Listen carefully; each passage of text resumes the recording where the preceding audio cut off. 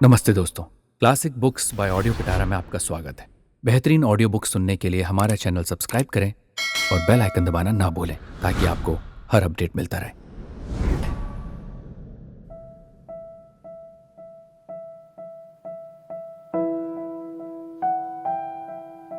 कहानी का शीर्षक व्यवधान।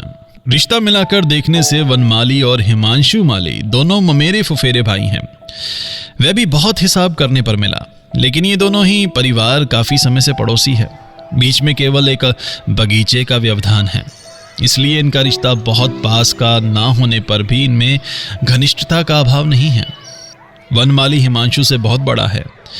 हिमांशु के जब दांत भी नहीं निकले थे और ना बोली ही फूटी थी, तभी से वनमाली ने उसे गोद में लेकर सांझ सवेरे बगीचे की खुली हवा में घुमाया है, खिलाया है, चुप कराया है, सुलाया है और शिशु का मनोरंजन करने के लिए परिणत बुद्धि वयस्क लोगों के जल्दी जल्दी सिर हिलाते और ऊंचे स्वर में बातचीत करने की जो सारी अवस्थानुचित चपलताएं और भारी उछल कूद दिखानी होती है, वनमाली ने उन सबको करने में भी कोई कमी नहीं की।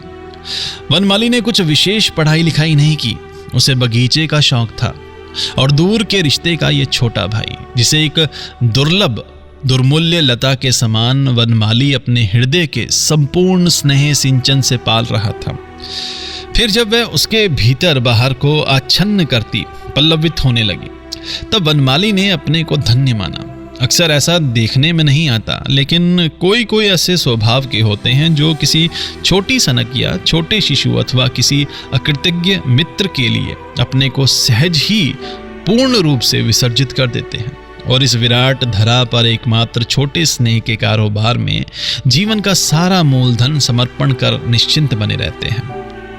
फिर शायद सामान्य स्वल्प अधिकार में ही परम संतोष के साथ दिन काट लेते हैं, या तो सहसा किसी सवेरे सारा घर बार बेच कंगाल हो रास्ते पर जा खड़े होते हैं। हिमांशु की अवस्था जब कुछ और बढ़ी, तब उम्र और रिश्ते के अनेक अंतर के बावजूद वनमाली के साथ एक मैत्री बंधन में बंधा। दोनों के बीच मानो छोटा बड़ा कुछ भी नहीं रहा। ऐसा होने के कुछ कारण भी थे। हिमांशु पढ़ता लिखता और स्वभावतः उसकी ज्ञान स्पृहा अत्यंत प्रबल थी। किताब मिलते ही पढ़ने लगा। इससे बहुत सी व्यर्थ की किताबें भी अवश्य पढ़ी गईं, पर जैसे भी हो, इससे सब और से उसके मन की एक विशेष परिणति साधित हुई। वनमाली एक विशेष श्रद्धा के साथ उसकी बातें सुनता, उससे परामर्श लेता, उसके साथ छोटी बड़ी सभी प्रकार की बातों की आलोचना करता। किसी विषय में ही उसे छोटा बालक मान अग्रहणीय नहीं समझता।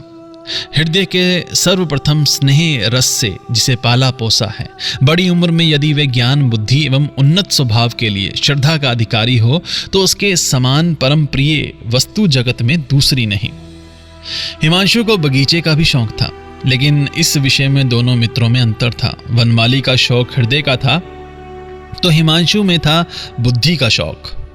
संसार के कोमल पेड़ पौधे या अचेतन जीवन राशि जो सार संभाल की कोई लालसा नहीं रखते, लेकिन सार संभाल होने पर घर के बाल बच्चों के समान बढ़ उठते, जो मानव शिशु से भी अधिक शिशु हैं, उन्हें यत्नपूर्वक पालने पोसने की वनमाली की एक स्वाभाविक प्रवृत्ति थी। लेकिन हिमांशु की पेड़ पौधों के प्रति एक जिज्ञासु दृष्टि थी। अंकुर उगते, कोंपले फूटती, कलियां लगती, फूल खिलते, इनमें उसका एकांतिक मनोयोग आकर्षित होता। पेड़ के बीज बोने, कलम लगाने, खाद डालने, मचान तैयार करने के विषय में विभिन्न सलाह मशवरे की बात हिमांशु के मन में आती रहती और वनमाली उन्हें अत्यंत आनंदपूर्वक ग्रहण करता। इस उद्यान खंड को लेकर आकृति प्रकृति में जितने प्रकार की संयोग वियोग की संभावनाएं होती, वे दोनों मिलकर पूरा करते। द्वार के सामने बगीचे के ऊपर ही एक पक्की वेदी जैसी थी। 4 बजते ही एक पतला सा कुर्ता पहने, एक चुंटों वाली चादर कंधे पर डाल, हुक्का हाथ में लिए वनमाली वहां छाया में जा बैठता। वह बैठा बैठा उदासीन कनखियों से कभी बाएं दृष्टि डालता, कभी दाएं। आखिर में जब हिमांशु स्कूल से लौटकर जलपान कर हाथ मुंह धोकर दिखाई देता, तब वनमाली जल्दी से हुक्के की नली एक ओर को खड़ा कर देता। तभी उसके आग्रह को देखकर समझ में आया कि अब तक धैर्य के साथ वह किसकी प्रत्याशा में बैठा था। फिर बगीचे में घूमते घूमते दोनों की बातचीत होती। अंधेरा हो जाने पर दोनों बेंच पर जा बैठते। दक्षिण पवन पत्तों को मरमरित करता वह जाता। किसी दिन नहीं भी बहता। पेड़ पौधे चित्रवत स्थिर खड़े रहते। सिर के ऊपर आकाश को भरे हुए तारे जगमगाते रहते। हिमांशु बातें करता, वनमाली चुपचाप सुनता। जो ना समझ में आता वह भी उसे अच्छा लगता। जो सब बातें दूसरों से सुनने में अत्यंत खिज पैदा करने वाली होती, वही बातें हिमांशु के मुंह से बड़ी मजेदार लगती। ऐसे श्रद्धावान वयस्क श्रोता को पाकर हिमांशु की भाषण शक्ति, स्मृति शक्ति, कल्पना शक्ति की विशेष परितृप्ति होती। वे कुछ बातें पढ़कर कहता, कुछ सोच कर कहता, कुछ बातें तभी दिमाग में उदित होती और बहुत बार कल्पना के सहारे से ज्ञान के अभाव को ढक देती। वह बहुत सी बातें ठीक कहता, बहुत सी बेतुकी, लेकिन वनमाली गंभीरतापूर्वक सुनता। बीच बीच में दो एक बात कहता। हिमांशु उसका प्रतिवाद करके जो उसे समझाता वह वही समझता। फिर दूसरे दिन छाया में बैठा हुआ हुक्के से कश खींचते खींचते उन सब बातों के विषय में बहुत देर तक आश्चर्य के साथ सोचता रहता। इसी बीच एक गड़बड़ी हो गई। वनमाली के बगीचे और हिमांशु के घर के बीच से पानी निकलने का एक नाला था। उसी नाले पर कहीं एक नींबू का पेड़ उगाया था। उस पेड़ में जब नींबू लगते तब वनमाली का नौकर उसे तोड़ने की कोशिश करता और हिमांशु का नौकर उसे मना करता।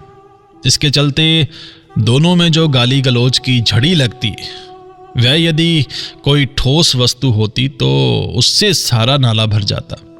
बीच से वनमाली के पिता हरचंद्र और हिमांशु माली के पिता गोकुल चंद्र में उस नींबू के पेड़ को लेकर भारी झगड़ा मच गया। दोनों पक्ष नाले के दखल के लिए अदालत में जा पहुंचे। वकील बैरिस्टरों में जितने महारथी थे, सभी ने दूसरे पक्ष का अवलंबन लेकर बड़ा लंबा वाक युद्ध आरंभ किया। दोनों पक्षों का जितना पैसा खर्च हो गया, उतना पानी तो भादों की बाढ़ में भी उस नाले से कभी नहीं बहा होगा।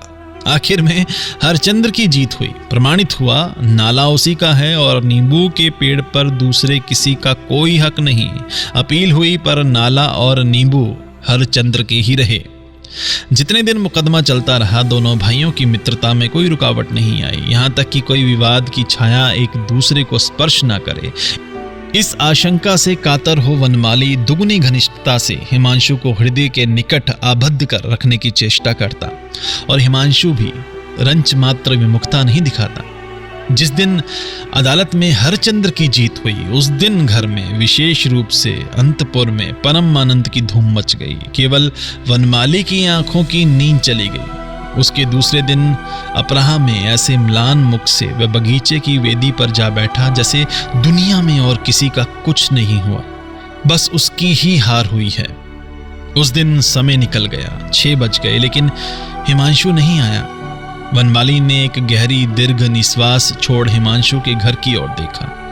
खुली खिड़की के भीतर जाने पहचाने लक्षणों को मिलाकर देखा, हिमांशु घर में है। हुक्के की नली फेंककर वे उदास मुख से घूमने लगा और सैकड़ों बार उस खिड़की की ओर देखा, लेकिन हिमांशु बगीचे में नहीं आया। संध्या समय बत्ती जलने पर वनमाली धीरे धीरे हिमांशु के घर गया। गोकुल चंद्र द्वार पर बैठे देह पर हवा लग रहे थे। कौन है? उन्होंने पूछा। वनमाली चौंक पड़ा, कांपते हुए स्वर में बोला, मामा मैं हूं। मामा ने कहा, किसे ढूंढने आए हो? घर में कोई नहीं है। वनमाली फिर बगीचे में आ चुप बैठा रहा। जितनी रात बढ़ने लगी, देखा हिमांशु के घर की खिड़कियां एक एक करके बंद हो गई। वह केवल बाहर के अंधेरे में अकेला पड़ा रहा। फिर उसके दूसरे दिन वह बगीचे में आ बैठा। सोचा आज शायद आ भी सकता है। जो बहुत दिनों से रोजाना ही आता था, वह फिर एक दिन भी नहीं आएगा। ये बात कैसे भी नहीं सोच पाया। कभी मन में भी नहीं आया था कि बंधन किसी प्रकार कभी टूटेगा। ऐसे निश्चिंत मन से रहता कि जीवन के सारे दुख सुख कब उस बंधन में बंध गए, वह ये जान ही नहीं पाया। आज सहसा पता चला कि वह बंधन टूट गया है, पर क्षण भर में उसका जो सर्वनाश हो गया, इसका उसे कैसे भी विश्वास नहीं हुआ। प्रतिदिन यथा समय वह बगीचे में आ बैठता कि कहीं अकस्मात वह आए, लेकिन ऐसा दुर्भाग्य की जो नियम क्रम से एक दिन भी नहीं घटा। रविवार के दिन सोचा, पहले के नियम अनुसार आज भी सुबह हिमांशु हमारे यहाँ खाने को आएगा।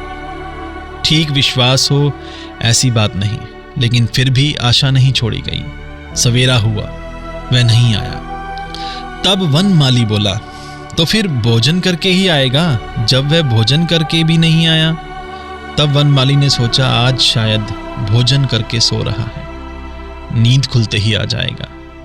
नींद कब खुली मालूम नहीं, पर वह आया नहीं। फिर वही शाम हुई, रात आई। हिमांशु के घर के दरवाजे एक एक करके बंद हुए, बत्तियां एक के बाद एक बुझ गईं। इसी प्रकार सोमवार से रविवार तक सप्ताह के 7 दिन, जब दूरदृष्ट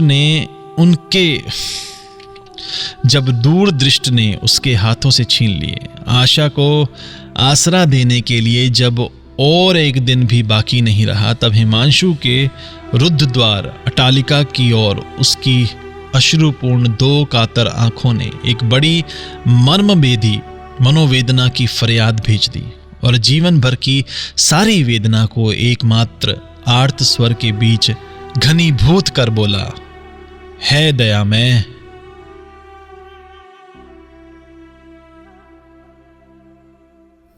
दोस्तों, आपको ये कहानी कैसी लगी हमें ज़रूर बताइएगा। लाइक और कमेंट कीजिए और अपने दोस्तों के साथ ये कहानी ज़रूर शेयर कीजिए। Thank you so much. Audio पिटारा सुनना जरूरी है।